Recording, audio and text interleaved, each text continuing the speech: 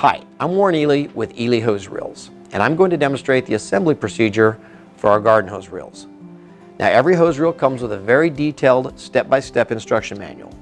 Don't be intimidated by the number of pages or the number of steps. The assembly process really isn't that bad. It doesn't matter if you're mechanically inclined or not, you'll be able to put this hose reel together. Having said that, let's get started. Your hose reel will arrive in a box like this. The big logo is on the front. There is no logo on the back. To open the box, you want to lay it down and have the logo facing upward. Then you want to open the end by breaking loose the glued end flaps.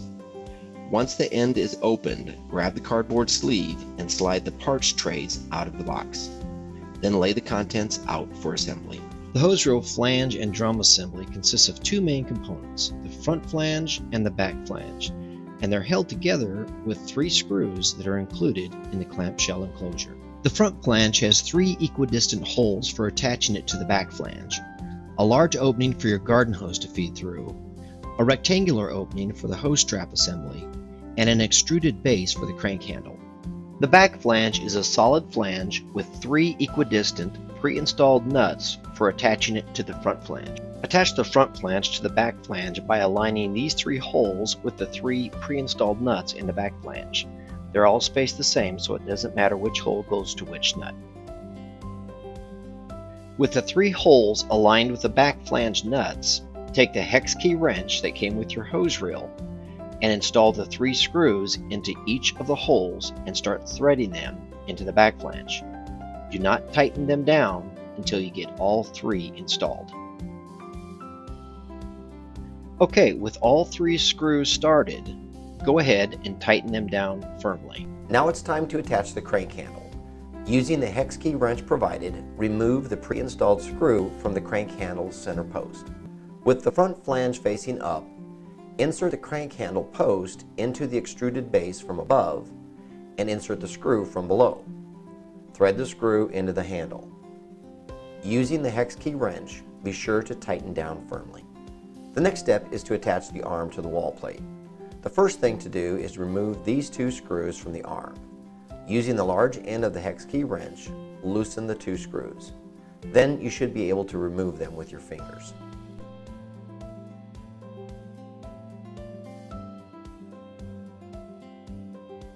Next, you'll need to decide whether you want to attach the arm for parallel mounting or flip it around and attach it for perpendicular mounting. To attach the arm to the wall plate, take the 2 screws you just removed, feed them through the back side of the wall plate, and thread them into the arm. Don't tighten the first one down until you have the second one started. Then grab your hex key wrench and tighten both screws down firmly. When mounting to a brick or masonry surface, you can mount the reel for either the perpendicular or parallel configuration. To level the wall plate, you can either align it with the mortar lines or you can use a level. Once you have the wall plate positioned, mark each hole with a pencil or marker. On a 5/16 masonry bit, measure 1.5 inches of depth from the tip and mark it with masking tape or something similar so you know how deep to drill your hole. You don't want to drill the holes with a regular drill. You'll want to use a hammer drill. Many drills have a switch for changing the settings. When drilling into the face of the brick, try and stay at least 1/2 inch away from the brick edge or corner so as to minimize the risk of chipping the brick. Also, while drilling into the brick wall, you may hit a cavity around 1.5 inches deep. Don't worry if you do, the anchor sleeve bolts will still work as intended and secure the reel firmly to the wall. You can also drill directly into mortar line. You will use the 4 anchor bolts for attaching the plate to the wall. The anchor bolt is made up of 3 main parts: the bolt, the sleeve, and a small cone that threads on the end. If the cone came off during shipping, simply screw it back on snug with the narrow end first. Place the wall plate against the wall and insert the first anchor bolt through the wall plate and into the hole. You'll most likely need a hammer to tap it down flush.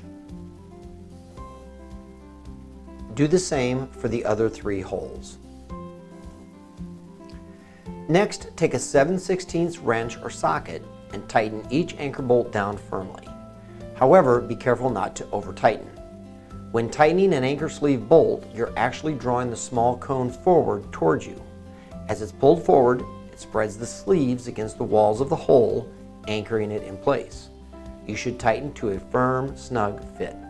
Next, feed the male end of the enclosed inlet hose through the axle from the back side until just the fitting shows. Then slide the flange and drum assembly onto the reel. Next, take the hose strap assembly and feed the nylon strap through the rectangular opening and push the assembly into place. Next, install the cam lever brake by making sure the tab on the brake aligns with the notch in the front flange. The gooseneck portion of the brass swivel can be rotated in either direction to make it easier to install on the hose reel. Now it's time to attach the gooseneck swivel to the inlet hose. Make sure the O-ring gasket is in place. Then pull a little bit more of the inlet hose through the axle so you can attach the brass swivel. Hand tighten firmly. You can use a pair of pliers if you want to secure the connection more firmly.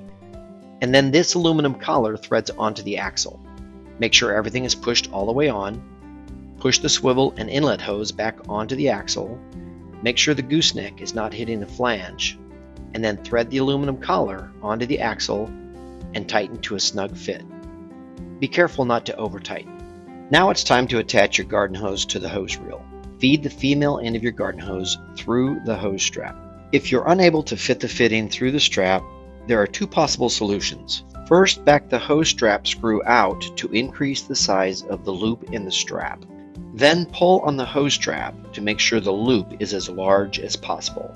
If you still can't get the female fitting through, you'll need to feed the male end of your garden hose through the strap in the opposite direction and pull the full length of the hose through the strap. Now you're ready to attach it to the brass swivel. For right hand rewinding, feed the hose through the flange in this direction.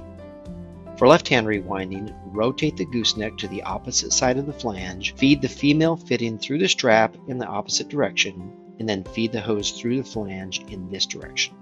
Whether for left or right hand rewinding, the next step is to attach your garden hose to the swivel gooseneck, and then rotate it toward the opening in the flange. Now reverse feed the excess hose back through the hose strap for a snug fit against the center drum. Then with a Phillips head screwdriver, tighten the hose strap screw until the strap tightens down onto the hose. It may take quite a few rotations to get the strap to a snug fit. Be careful not to over tighten. Now it's time to roll your hose up onto the reel. First, turn the cam lever brake to the off position. Then start reeling your hose in by cranking with one hand while level winding the hose onto the center drum with the other. Wrap the hose in a steady side-to-side motion, laying the hose against itself as you go. Once you get all the hose rolled up, turn the cam lever brake back to the on position.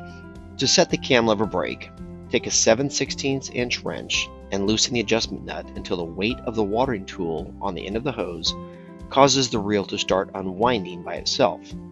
Then tighten the nut a quarter turn at a time until the reel no longer unwinds by itself. You can adjust the nut to create just the right amount of drag to your liking. Now attach the inlet hose to the faucet and you're ready to use your hose reel. Be sure to have the cam lever on while pulling out the hose. This will prevent unwanted rollout. Then, when you're ready to reel the hose back in, be sure to flip the brake to the off position to release the drag, making it much easier to reel in. Then reset the brake to the on position so it's ready for the next time you use your hose reel.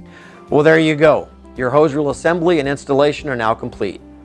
If you need any assistance or have any questions, you can visit our website 24/7 or reach out to our customer support team during our regular business hours. Thanks again for your purchase of Eley products. We hope you enjoy them for many years to come.